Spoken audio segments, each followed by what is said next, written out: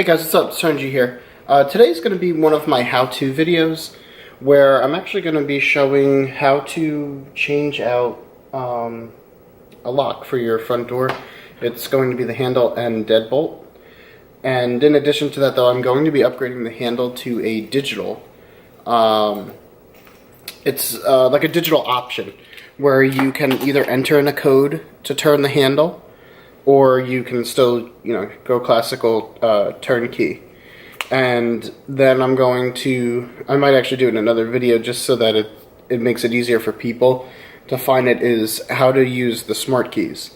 It's actually a pretty simple thing, but some people would prefer seeing, how is it done, because instructions sometimes just don't really help people. Like, I know, like, when I work on my truck and stuff, I love finding YouTube videos that somebody's doing something similar to what I'm working on, because it's a little bit easier than reading the instructions. Granted, the instructions for a lot of stuff you buy for, vehicles and stuff could be Chinese translated instructions, so they don't really match, equally with English. But alright, so we're gonna get started on the door here. So the two things we're going with today is the SmartCode 911. It's a touchpad electronic lever, like I had mentioned, and just a classical Kwikset brand deadbolt. And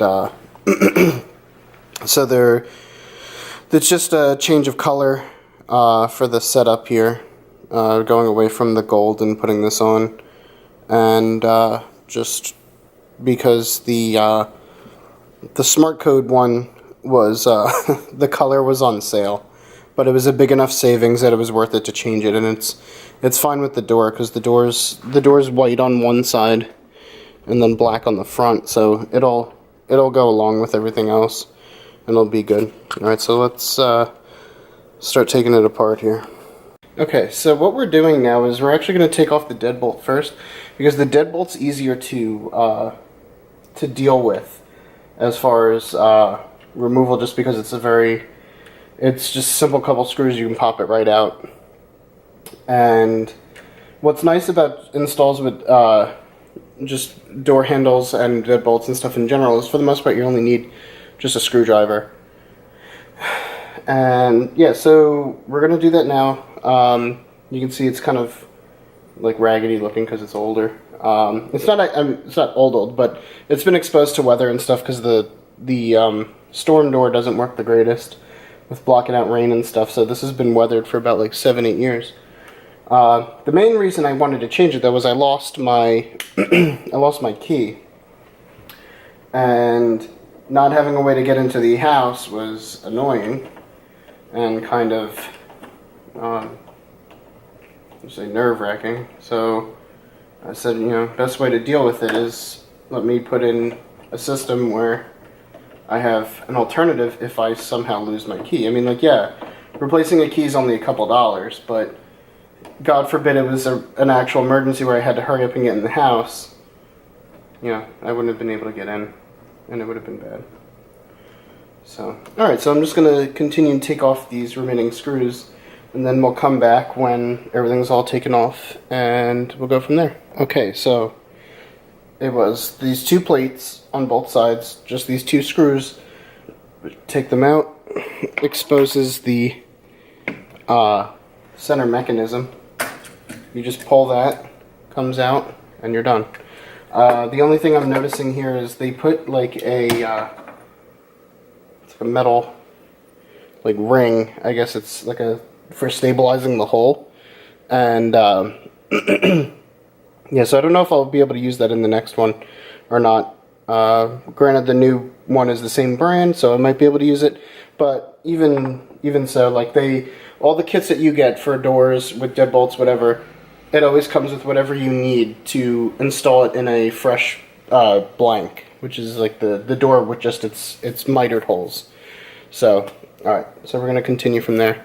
Okay, so the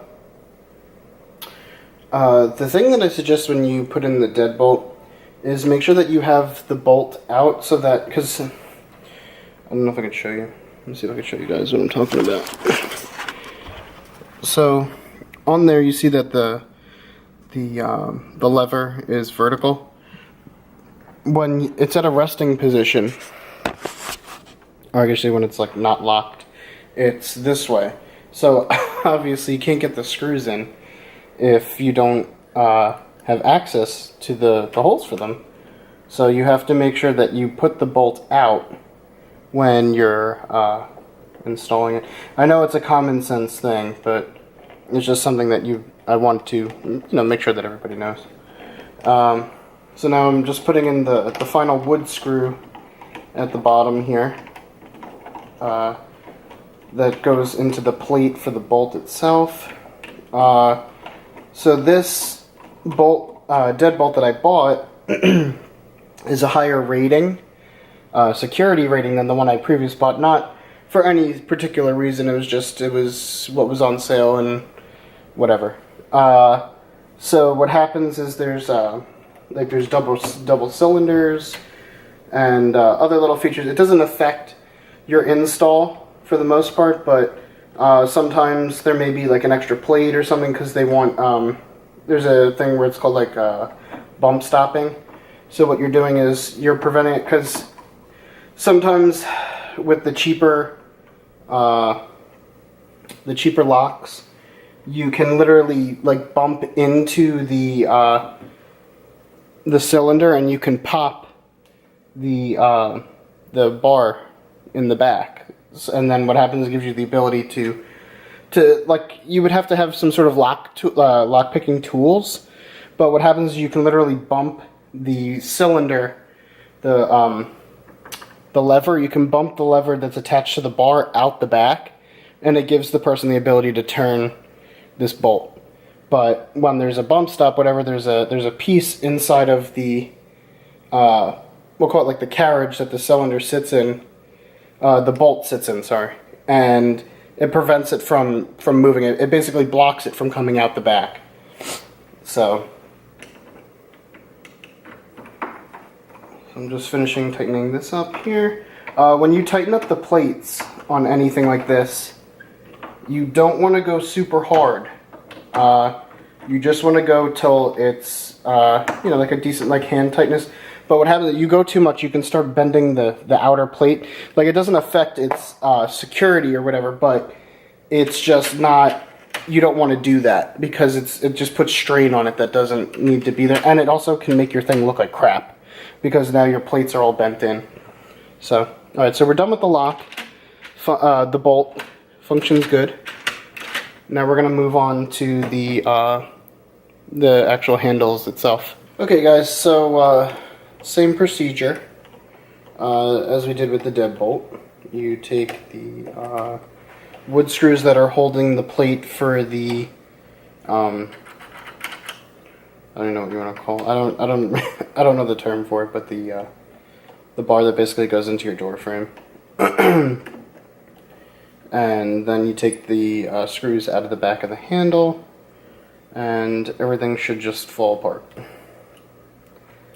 So I'm gonna go ahead and take these out, and then we'll go to the next part. So we're installing the plate with the initial the latch itself, because that's what the instructions say to do.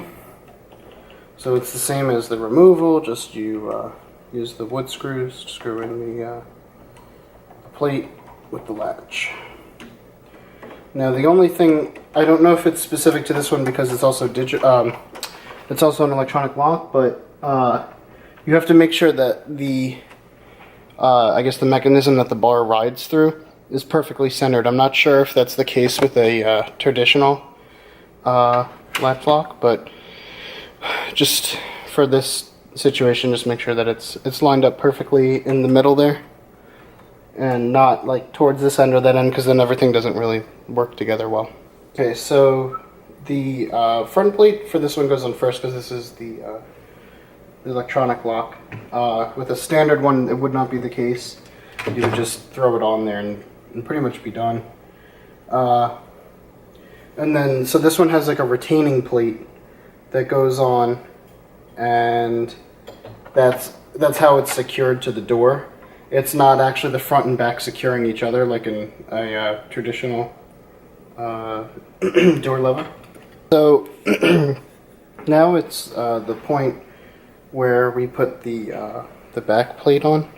So the back plate has a tray for your 4 AA batteries, and this is the unit itself that goes in.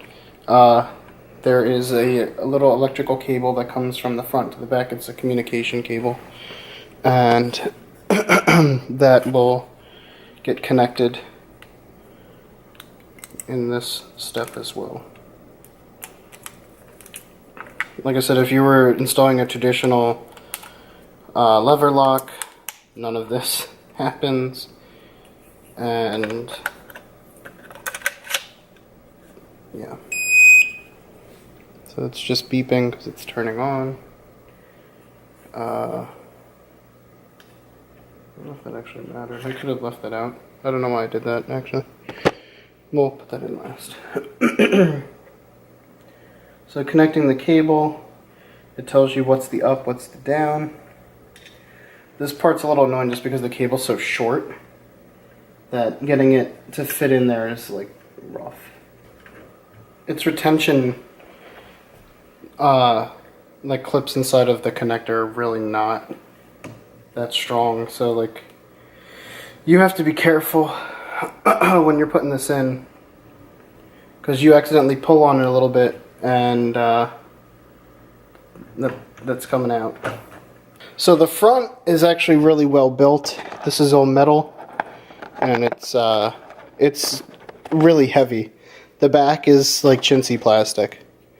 And to make it worse, there's these little screws to attach it, and of course they have to be hex screws, which are annoying. This might actually be the wrong screws. Yeah. This is going to be a pain to get out now. God damn it. Okay, so I'll get that screw out, and then we'll come back, put the right screw in, and then continue with the back plate. Okay, so I actually got the screw out. Thank God it wasn't what I thought it was, and that screw is actually for the side.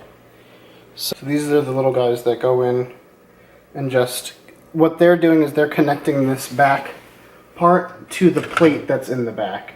So there's no like security issue with this.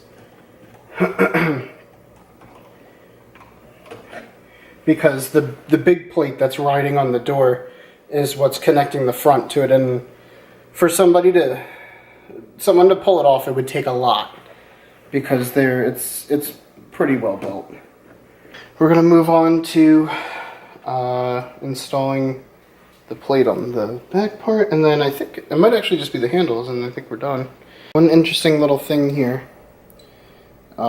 just so you guys will know. If you get this model, there is those, it's the reason for the hex key, is there's hex screws in here in the bottom, and they're countersunk. So what happens is, like, you know how with screws and anything, it's righty-tighty, lefty-loosey.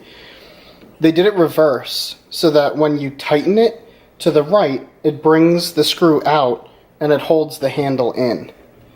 So if you get this model, it's something to understand. But yeah, so I put the front handle on. Now we're just doing the back, and then testing functionality.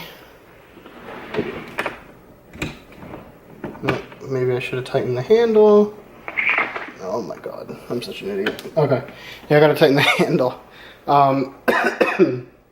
But yeah, so that's pretty much the end of the install. The plates are kind of self-explanatory, like the plates that you install in the door frame that the latch goes into.